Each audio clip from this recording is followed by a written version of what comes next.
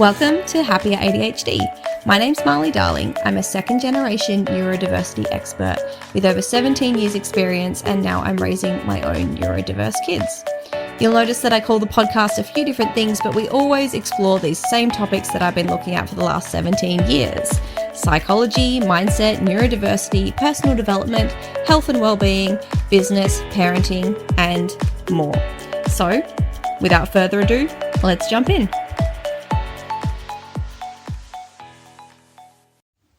Hello, welcome back to another episode of Happier ADHD.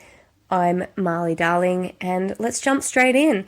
The little big thing of this week was that my kids went to sleep without melatonin. I ordered them some Calm Carry devices, which you hold them in your hand and they send a little pulse through a trigger point in the middle of your palm, and they're meant to help you stay calm. And my kids understand that melatonin is helpful, but it's important to check in regularly if they still need their melatonin. Sorry, I still have a cold. So they were keen, well, at least one of them was keen to try without melatonin and wind herself down for bed. We have a fairly good routine happening, and she managed to get to sleep without melatonin, and that is excellent. It doesn't always happen though. Sometimes we try this and it will be an hour later and suddenly I'll hear this little voice in the dark just asking me a random question, a thought that's popped into their head, and it's clear that they are not winding down, they're nowhere near sleep. The second night we stayed up late, and so I thought, well, this is a perfect opportunity to see if they are very, very tired, if they will sleep without melatonin, and they both managed to. On the third night, neither of them could sleep without it. They really needed it.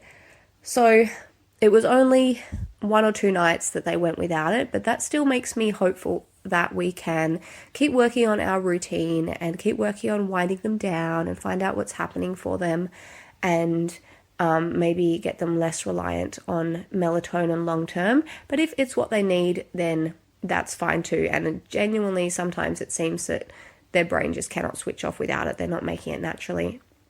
So that's fine too. But it's a little big thing. Anytime that they can sleep without it, even if it's rare or occasional, does make me think, well, maybe long term they can develop some skills and strategies that might help their brains figure it out for themselves. Now, speaking of ADHD kids, what's been on my mind this week was inspired by Taylor Swift's very first podcast interview, which got everyone super excited. She went on the New Heights podcast with her boyfriend, Travis Kelce, and his brother, Jason. And there are so many takeaways from that episode. Everyone's buzzing and obsessed with Taylor and the Easter eggs that are hidden and all these various things. But the thing that I took away was something different, something more subtle, something directly relevant, not only to neurodiverse children, but also to parenting our children and homeschooling our kids, or just listening and paying attention to the way that they learn. And the average person might have missed this, they probably didn't think too much about it, but it was something that Taylor said. Travis asked her if she could hit a ball with a bat, and she said she doesn't know. She honestly couldn't remember ever having done that in her life. And to me, that is wild, because for myself, when I look back on childhood, I was given this well-rounded, balanced childhood with all these opportunities, and we had to do sport, and we had to do art, and we had to do music, and all the different subjects at school. And so I remember hitting a ball with a bat. I remember trying out netball. I remember playing xylophones. I remember making candles and doing lino prints. There was all these different opportunities that I was given as a child. But for Taylor, what she says her childhood was like is that she just wanted to play music. She wasn't interested in other things. The only things that appealed to her about sport was that she got to sing the national anthem. It was really just about music for her. Now, if you've got neurodiverse kids, or if you're neurodiverse yourself, this might be starting to sound kind of relevant. maybe you've experienced this yourself, either for yourself or for your children, that you have one particular interest and you just don't want to do anything else. Now, with Taylor Swift, we can see that that passion, it was given space to form, space to grow. Her parents weren't worried about getting her outdoors more, making her be more social, making sure she had this broad range of things, trying to get her into some other hobbies. They didn't look at her obsession with music and say, that's a bit too much. Are you sure you want to do that this often? Are you sure you want to invest so much time? Music isn't a real career. You've got to focus on your academics. They didn't say anything like that. When she was 14, they moved to Nashville so that she could pursue a music career, which is a pretty big deal for parents to support a passion that much. And obviously they could see that she had this obsessive interest and this skill that had potential. But what if you've got a child who's interested in something and you think, well, maybe this isn't going somewhere, or you're worried about whether they are learning through it or whether it's well rounded enough. As parents, we get this message from society that we need to give our children all the opportunities, and kids are scheduled into more activities than ever before. And I think it's rooted in this fear, in this worry that we need our kids to have every single opportunity. And I think it's great to give them opportunities and to introduce them to things and to give them tasters of various things so they can see what they're interested in, what they want to pursue, where their skills are at. But I think we can also overdo it. And if you have a child that's particularly interested in one thing, say it's building Lego or researching Egypt or something like that, you might think that they need to round that out with other things. You might worry that they're not learning in all the different ways that they need to, but there is so much hidden learning in any particular interest. If a child is interested in something, they will learn much more deeply and quickly than if they're not interested in it. I've seen this and heard this countless times with neurodiverse kids or gifted kids. They'll be interested in something in particular and they will pick it up so quickly. I've seen people be interested in learning how to build computers and then suddenly a few weeks later or months later they surpass all the people that taught them and they are refining and building the best computer possible. I've heard it happen with someone starting an electrician apprenticeship and in just a matter of weeks is given all these responsibilities because they have this skill there. They just dove right in and learnt all the things so quickly. So there is really so much learning that can happen when there's that interest and drive there. Now, this is in contrast to what happens in schools, is that a child could come in and they are currently obsessed with marine biology. But it's not time to learn about marine biology. It's time to learn about whatever the teacher has prescribed. So they need to just hold that inside, dampen it down, put it on the back burner, save it till after school, and focus on whatever the teacher wants to focus on all day. But if the kid's not interested in that, they won't learn as quickly. They won't retain the information, and then they might go home and research marine biology. I knew someone who didn't learn much in school at all, but then after school and in the school holidays would learn so much because it was interest driven. So school really redirects that and gives less time and energy to focus on a passion. Not only does it do that, it kind of gives this impression that the thing that you are interested in currently, that is for later. That's for your spare time. That's not something that's as valuable as whatever school is teaching. It's not skills that you'll need for future careers. I've seen gifted children who go to school and then in their free time, they are like learning electronics and building all these contraptions, and they have amazing skill, but then they have this impression that that's not valuable because that's just a hobby they do on the side. That's not something that is a real skill, because school is what funnels you towards real jobs. And if we have this attitude, if we're not fostering these skills, they really can go undervalued. And that's what I've seen with so many people, is that it's just a hobby. Whereas if you look at Taylor Swift, her hobby became something.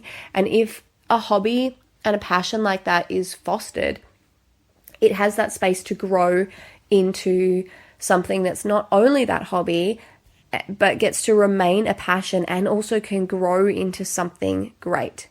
When kids have their interests fostered, they can follow their natural path into a career of something that they have natural skills in and that they are passionate about, and they can have that fulfilled. And it's all about having that right attitude of fostering this spark, of really valuing whatever it is that they are skilled in and giving them the time and space to do so. If your kids are lucky enough to be homeschooled, then they can have more time and space to focus on their passion. And I've seen it happen that homeschooled kids, by the time they're a teenager, can start to go and do shadow work for someone, for example, a vet. They could go and volunteer and start actually refining their skills and interests and funneling themselves into this career and getting a head start in it because they had time to realize what their passion was and really dive deep into it. Because these kids have time to focus on their interests and really dive into them, they can find what speaks to them.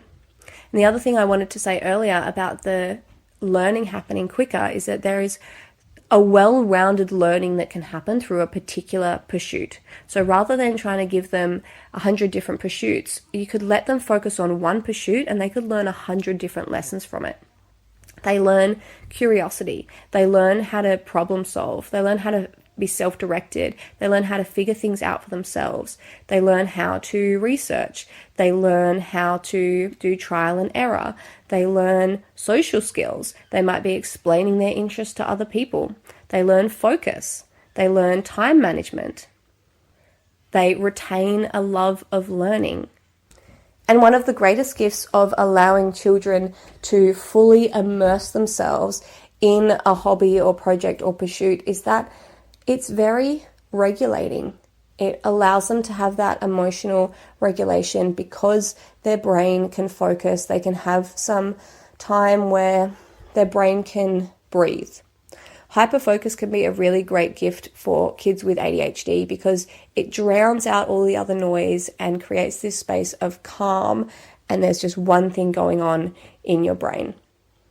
So the message here is, as parents, if you have a child that is super hyper-focused on one thing, don't fret too much. My own example is I have a daughter who reads so much, literally hours and hours and hours and hours every single day. And I will think, well, maybe she should be doing more of a variety of things. Maybe she should be learning all the different subjects. Maybe she should be outdoors more. She needs to have that physical exercise. Maybe she could foster some skills in music. There are so many different forms of learning and nourishment that we can do and we can find. And reading fiction books just seems like one thing. But she actually learns so much. She learns lots of facts. She learns about all the various myths. She learns about scientific concepts and various animals. And she is such a little fact keeper. I used to call her my little Google. I can ask her a question and she'll probably know the answer. She does read nonfiction as well. But it's kind of beside the point. It's not just about hoarding facts. That is one benefit of her reading. But the other thing is, even just reading fiction books is teaching so many skills. Reading enhances theory of mind. It provides empathy. It tells you about different ways of living, different ways of handling situations, problem solving, perseverance, social skills. And I was very impressed when there was a writing opportunity. An opportunity to have a written story added into an anthology of writing. It had a deadline, it had a motivation, and she sat down and she, in 2 sittings, wrote a story that was over 9,000 words. She sat, she focused, and she got it done, and it was quality. Because she has read so much fiction, She knows how to be descriptive. The other thing is she knows so many words. She's always had a huge vocabulary because she started reading early, and she's able to understand what words mean through context clues. She's also really good at pronouncing words. She can pronounce scientific names for things because she is so practiced in reading. So she wrote this story, this descriptive, engaging story, in just 2 sittings, because she had that focus and because she had been absorbing all these skills, and now she could transpose it onto something else. So whatever it is your child is doing, if they're building Lego for hours on end, or they are doing paper craft or tinkering with a piano, there is learning that's happening there, and you never know what it might evolve into. Kids learn best through play. That's a known fact in psychology, in teaching pedagogy. It's just how our brains are designed. So if your child is playing, chances are they are learning things that you might not even be noticing. So that's what's been on my mind this week. How Taylor Swift had a passion and how it led her somewhere. And regardless of whether your passion or your child's passion is going to lead to this crazy fame that Taylor Swift has, the point is that it could lead to fulfillment and to a beautiful future. So have that trust and nurture passion, nurture sparks. If you want to read my blog post about that, you can go over to my Substack, which is Happier ADHD. The post is called The Surprising Benefits of an Unbalanced Childhood. Now, in wins and workarounds, in contrast to Taylor Swift having this really focused passion, what schools give us and what a more rounded childhood gives us is trying a wide range of different opportunities, different activities, and school tends to, at least at first, encourage generalists, where people like Taylor Swift or people with a passion can turn into specialists and lead into maybe a geologist or ornithologist or an author or a musician. A lot of people become generalists and they are kind of good at a lot of things, but maybe don't have this one big passion, this one big special area, and instead the school system kind of finds something that you're pretty good at and that can become your career. Maybe these people become dabblers. For myself, I love to dabble. I'm interested in a lot of different things in a kind of moderate way. I like drawing and painting a bit. I like to read. I like to bake sometimes, but I'm a jack of all trades and a master of basically none. What you can do though is find the common ground. If there are a lot of different things you like or are interested in, maybe there is a common thread between them. So the thing that I am a master in is psychology, neurodiversity, personal development, parenting, childhood development, all the things that I teach on. And I'm skilled in teaching, skilled in coaching, I'm skilled in word art of various forms. I can write, I can create courses, I can do poetry a little bit, I like to dabble in that, and I can create podcasts. So that's where all my kind of general skills, all my dabbling comes to the one place. The thing with dabblers is it can be really easy to flit between different things, and maybe it's hard to find what your actual passion is. If this is you, you can find that common thread like I just said, and then if you have that compulsion to still dabble, you can have side hobbies. You can teach yourself to focus on one main project. Say you are an entrepreneur or a creator of some kind.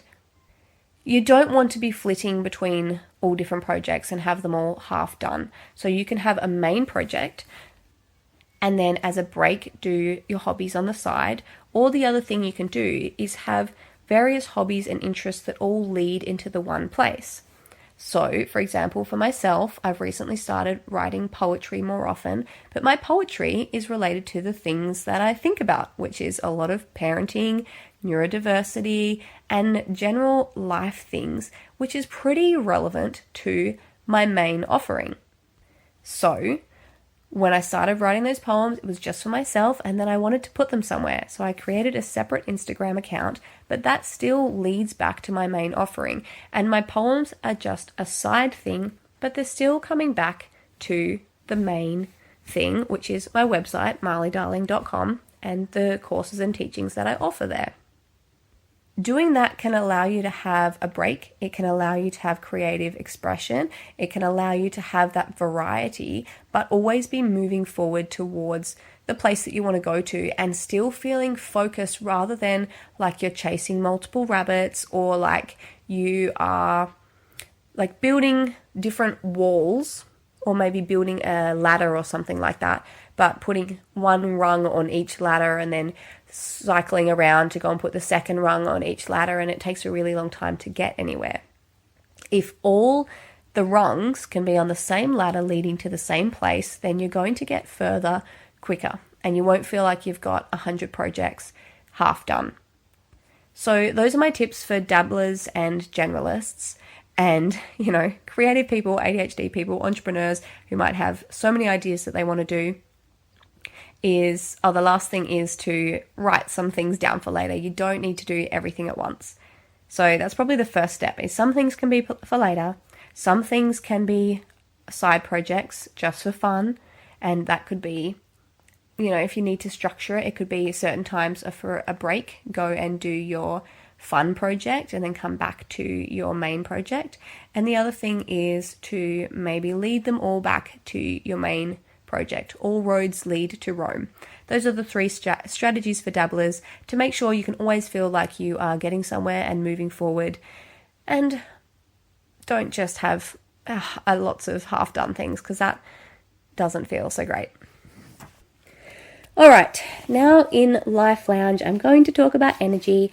My energy has been kind of low because I've been unwell with this lingering sinusy thing. So that's what I'm going to talk about. When you have low energy, it might be because of a sickness or PMS or whatever it might be, chronic fatigue, whatever. We all go through stages of low energy, or low motivation has a similar kind of feel, but sometimes we still need to get stuff done, right? The first step is to have self-compassion and consider what actually needs to get done. A lot of things can go on the back burner and you can just focus on your priorities. So for myself, I've still been doing my basic needs for work, which is doing a blog and a podcast a week and maybe a poem as well, and trying to keep on top of things like the dishes, and we all need to eat, but maybe that will be a bit more simple. Rest is obviously really important, but if things still need to get done, that can be a bit tricky. One strategy I like to use if I have that low energy or low motivation is to bookend rest, the same way that we bookend dopamine. So that means before we do the task, we rest. And that might be physical rest, it might be mental rest, something to nourish ourselves and gear up to doing the task. So this happened to me, maybe it was a week ago when I was feeling quite unwell. I was lying down and didn't have much energy, but I needed to make dinner and I wanted to make us a healthy dinner. So I lay down for a while and I was really gearing myself up and looking forward to making this healthy dinner. But as I made it as well, once I had that energy and went to the kitchen, I was gentle on myself. I moved slowly. I took my time. If I needed to sit down and rest, I could have. Those things are really important, and we can be gentle with ourselves and have that compassion and give ourselves some grace. And then after the task, rest again. Take time. Don't push through to do the next thing. And as I said, you can bookend dopamine in the same way. If you need to do a task, but your dopamine doesn't feel up to it, if you're not feeling super motivated, you can give yourself some dopamine at either end. And that might mean doing something you enjoy, such as taking some time to do a small drawing or read some of your favorite book or play a song on guitar or watch a short YouTube video. Just give yourself 10 minutes to increase your dopamine stores and do something nice and for yourself. And then afterwards as well, give yourself 10 minutes of that nourishment as a well done for doing the task. And by doing this, you will teach your brain that in doing the task, you will get dopamine. Even if the task itself doesn't give you dopamine, you will get dopamine before, you will get dopamine afterwards. And the in-between, whatever the task is, if you've got that low energy or that low motivation, make it a small burst of work. Make the task small. Don't go super hard on yourself. Don't clean the whole house, but just get one thing done, whatever feels manageable. Because if we make it too much, we're going to teach our brain that it was too much and we don't want to do it in future.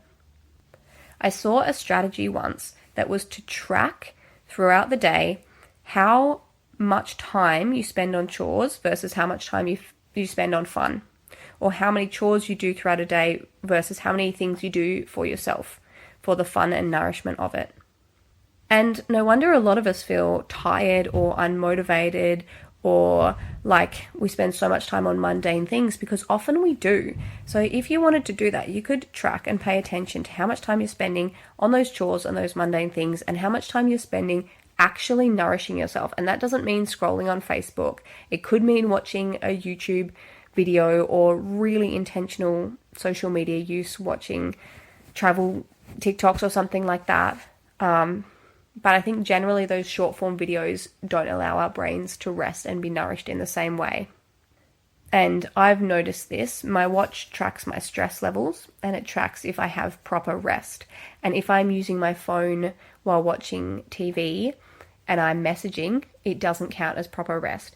If I'm using social media, it doesn't count as proper rest. But if I sit down and actually watch a TV show and actually rest, that counts as rest.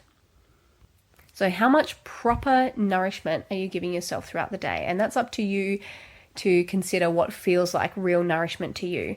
But if you have this written down and you see that you've done 20 chores throughout the day and you've done like 3 things for yourself, no wonder you're feeling negative or drained or tired, because you haven't been filling your cup. You haven't been fueling your soul, so to speak. We need to do things that nourish ourselves. We need to look after our dopamine. We need to feel good about our lives and feel fulfilled. And we're not going to feel that way if everything is a chore. So we need to balance the chores. We need to have more fun. We need to bookend tasks with dopamine and rest if that's relevant to you. So that's how I've been dealing with the low energy, and that's how sometimes I try and really nourish myself, whether that energy be physical or that less tangible mental, emotional energy. Now, speaking of dopamine, in Joy Break this week, what I've been doing is singing. Singing is a really quick way to get dopamine. And what I was singing for a good few days there, I think I'm over it now, is Are You Ready For It by Taylor Swift. I only discovered it recently. Sometimes I'll discover a song on a reel, and some people think that reels and shorts have ruined music, but I actually love it because I'll hear a song and I'll discover new music. So I discovered Are You Ready For It, and there's just something about it. Sometimes I love how Taylor Swift songs change the speed, and singing them can be really fun because there's different techniques used throughout a song. And I'm in no way a Swiftie at all, but I do find myself enjoying quite a few of her songs. Now, quite an ADHD thing, or a neurodiverse thing, is sometimes hyperfocusing on a song, like listening to it on repeat like 20 times in a day, and I'll do this for like a few days until I'm like over the song. But my brain will get so much dopamine. It doesn't happen all the time. It's just sometimes I will hyperfocus on a song and it's like I'm getting hyper dopamine from the experience of the song. There's the predictability, but I'm predicting the variance. Is that a word? Throughout the song, because it changes throughout the song. So I'm predicting and anticipating different parts in the song, and that's where that dopamine comes from. They've found that when a person likes a song, it's because there is a certain level of predictability and a certain level of anticipation and novelty still. This is why you can get over songs, because once you predict them too much, once it's too predictable, you won't enjoy the song anymore. So that's a tiny bit of the science around why people like songs, which I find really fascinating. So that's been my joy break at the moment, is that particular song. And I think I'm probably moving on to some different songs now, but singing can be a great way to boost the mood. And it's been really funny doing it with a bit of a blocked nose because I can't say sounds very well in songs. But regardless, it's been really fun singing, even if it feels a bit funny or sounds a bit funny. It's been a great boost for my mood. Now, letting go and letting in. I am letting go of this low energy. I'm really ready to build my energy back up, start feeling better, more energetic, high vibe. I really want to bring back this feeling of possibility and energy that I used to feel about the world.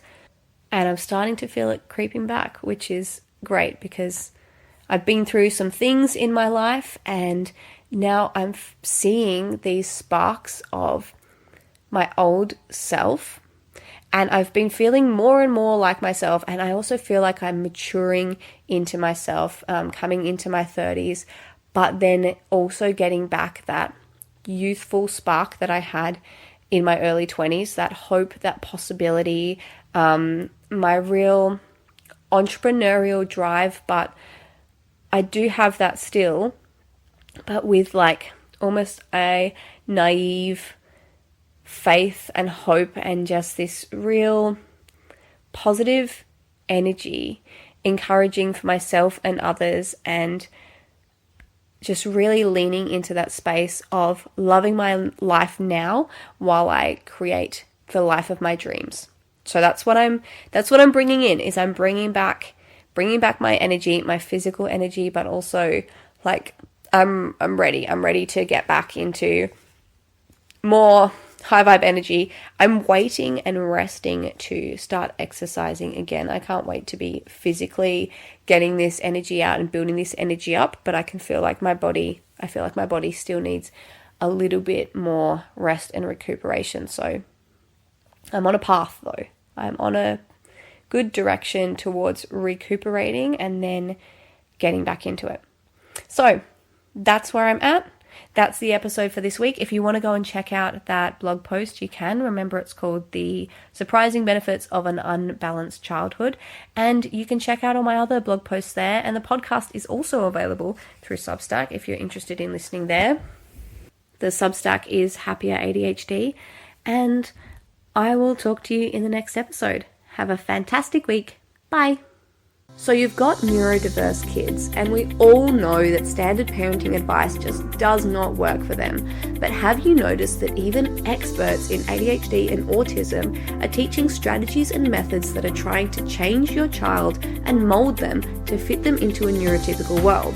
The problem with this is that it can be exhausting as a parent, and it kind of feels like you're always trying to fix something that's wrong. Now, I know that it can be a struggle parenting these children, but what if we tried a completely different approach? Instead of pushing a boulder up a hill and feeling so exhausted all the time, what if we stopped trying to fix something and instead accept the way these kids are and start to work with the neurodiversity?